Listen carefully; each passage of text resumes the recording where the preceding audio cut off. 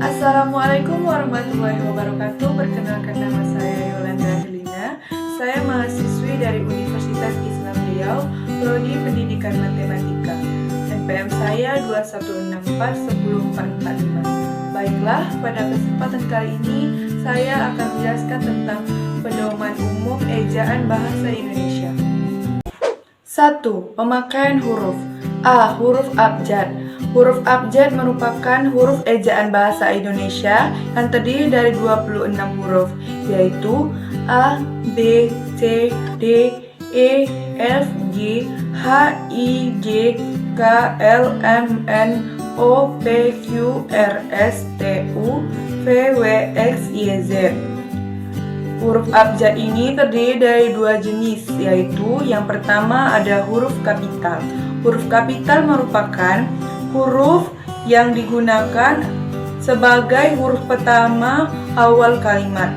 Huruf kapital ini juga dapat digunakan sebagai huruf pertama nama orang, tetapi tidak boleh digunakan sebagai huruf pertama orang yang merupakan jenis nama atau satuan ukur. Huruf kapital ini juga dapat digunakan pada awal kalimat dalam petikan langsung. Berikut merupakan contoh penggunaan huruf kapital. Yang kedua ada huruf non-kapital. Huruf non-kapital dapat ditulis sebagai berikut. B. Huruf vokal. Huruf vokal merupakan huruf yang melambangkan vokal dalam bahasa Indonesia. Huruf vokal terdiri dari 5 huruf. 1. A. Contohnya padi. 2. I. Contohnya simpan. 3. U. Contohnya bumi. 4. E. Contohnya enak. 5. O. Contohnya kota. C. Huruf konsonan. Huruf konsonan merupakan huruf yang melambangkan konsonan dalam bahasa Indonesia. Huruf konsonan ini merupakan huruf abjad yang tidak termasuk pada huruf vokal. Contohnya seperti bahasa, sebut, ada. Gigi, tiga, budak, maka, kami, dan diam. D. Diftong. Diftong merupakan huruf vokal yang bertemu dengan huruf vokal lainnya, seperti ai, au, ei, dan oi. Contohnya pandai, aula, survei, dan amboi. E. Gabungan huruf konsonan. Gabungan huruf konsonan merupakan huruf konsonan yang terdiri dari dua konsonan yang bergabung dan melambangkan satu bunyi konsonan. Contohnya seperti huruf K digabungkan dengan huruf H jadinya K. Contoh yang pertama yaitu kah. Contohnya seperti khusus. Yang kedua yaitu eng. Contohnya bangun. Yang ketiga nya. Yang contohnya itu nyata. Yang keempat sya. Contohnya syarat. F. Huruf miring. Huruf miring merupakan huruf yang digunakan untuk menuliskan nama majalah, judul buku, ataupun koran.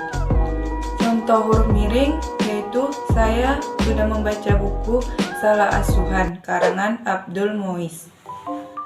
Seperti yang kita lihat pada kalimat yang sudah saya beri huruf miring itu merupakan contoh dari huruf miring. G. Huruf tebal. Huruf tebal merupakan huruf yang digunakan untuk menegaskan tulisan yang sudah dibagi huruf miring.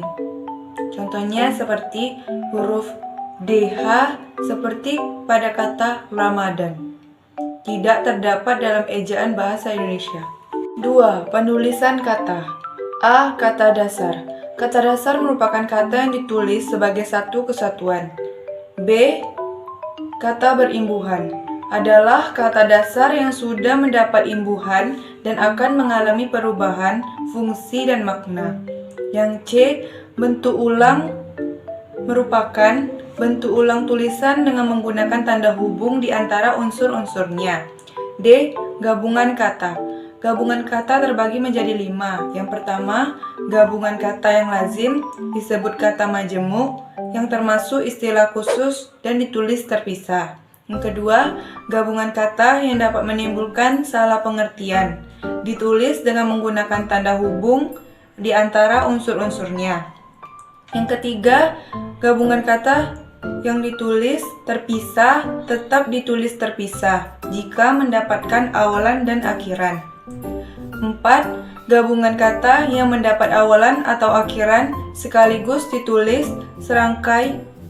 5. Gabungan kata yang sudah padu ditulis serangkai.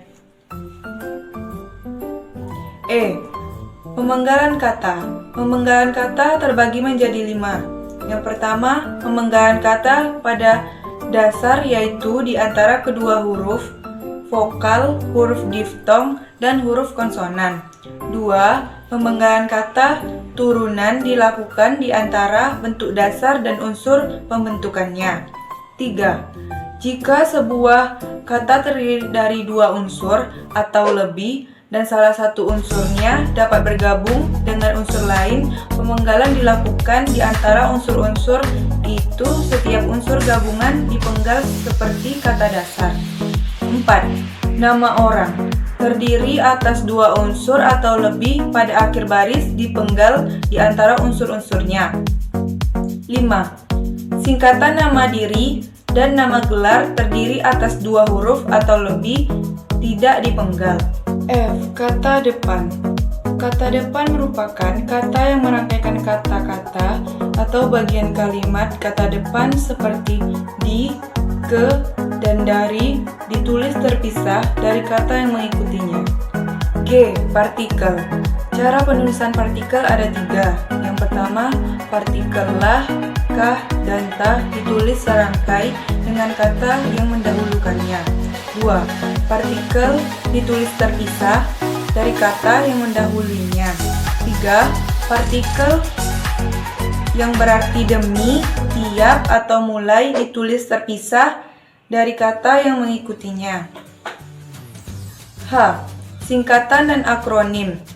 Cara penulisan singkatan yaitu 1. Singkatan nama orang atau gelar, sapaan, jabatan atau pangkat diikuti dengan tanda titik pada setiap unsur singkatannya. 2.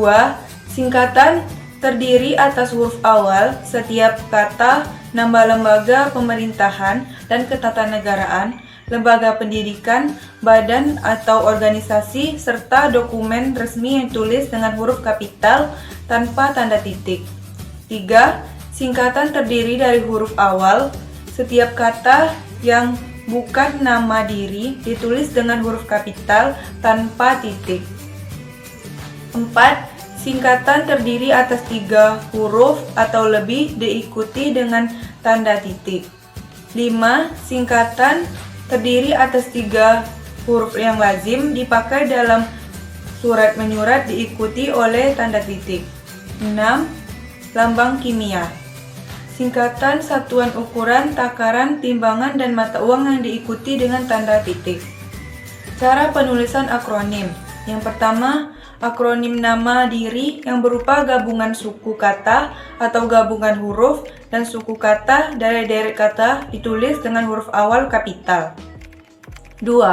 Akronim diri merupakan gabungan huruf awal dan suku kata atau gabungan kata ditulis dengan huruf kecil. Angka dan bilangan. Cara penulisan kalimat atau kata dengan bilangan. Yang pertama, bilangan dalam teks dapat dinyatakan dengan 1 atau 2 kata ditulis dengan huruf kecuali jika dipakai secara berurutan seperti perincian. 2. Bilangan pada awal kalimat ditulis dengan huruf. 3. Apabila bilangan pada awal kalimat tidak dinyatakan dengan 1 atau 2 susunan kalimatnya diubah. 4. Angka yang menunjukkan bilangan besar dalam ditulis sebagian dengan huruf supaya lebih mudah dibaca. Dan 5. Angka dipakai untuk menyatakan ukuran panjang, berat, luas isi, dan waktu serta nilai uang, alamat, menomori karangan atau ayat di kitab suci. Kata ganti ku, kau, mu, dan nya. Kata ganti ku dan kau ditulis serangkai dengan kata yang mengikutinya, sedangkan kata ku, mu, dan nya ditulis serangkai dengan mendahulukannya. K. Kata sandang si dan sang. Kata sandang si dan sang dapat ditulis terpisah dari kata yang mengikutinya. 3. Pemakaian tanda baca. A. Tanda titik. Tanda titik dipakai pada akhir kalimat pertanyaan dan dapat juga dipakai di belakang angka atau huruf dalam suatu bagan, ikhtisar atau daftar.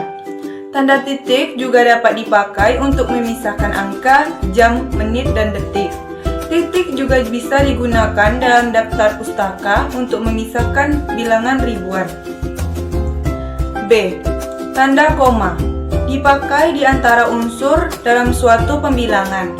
Dapat juga dipakai sebelum kata penghubung dan dapat memisahkan anak kalimat mendahului induk kalimatnya. Tanda koma juga dapat dipakai di belakang kata atau ungkapan hubung antar kalimat. C. Tanda titik koma. Tanda titik koma dipakai sebagai pengganti kata hubung untuk memisahkan kalimat setara yang dalam satu kalimat, setara yang lainnya di dalam kalimat majemuk. D. Tanda titik dua. Tanda titik dua dipakai pada akhir suatu pernyataan. E. Tanda hubung. Tanda hubung ini dapat dipakai untuk menandai bagian yang tertinggal oleh penggantian baris. F. Tanda pisah.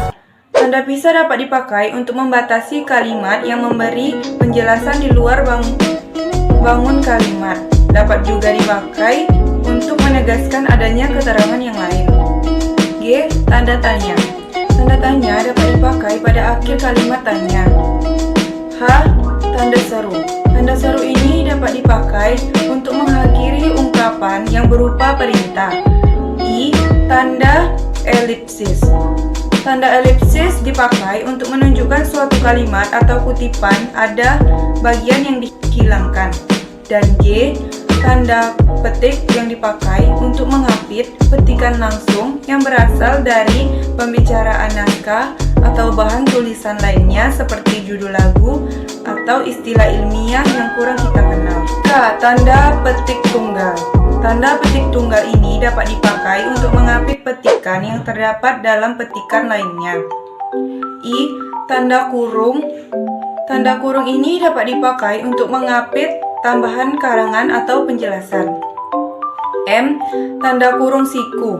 Tanda kurung siku ini dapat dipakai untuk mengapit huruf atau kata atau kelompok kata sebagai koreksi atas kesalahan di dalam suatu naskah. N. Tanda garis miring, yaitu dapat dipakai dalam nomor surat, nomor alamat, atau lainnya. O. Tanda penyingkat atau apostrof. Dapat juga dipakai untuk menunjukkan penghilang bagian angka tahun dalam konteks tertentu. 4. Penulisan unsur serapan. Unsur serapan dalam bahasa Indonesia terbagi menjadi dua kelompok, yaitu 1. Unsur asing yang belum sepenuhnya terdapat serapan ke dalam bahasa Indonesia. Yang kedua, unsur asing yang penulisan dan pengucapannya disesuaikan dengan kaidah bahasa Indonesia. Baiklah, cukup sekian yang dapat saya sampaikan. Lebih dari kurang saya mohon maaf. Wabillahi taufiq wal hidayah. Wassalamualaikum warahmatullahi wabarakatuh.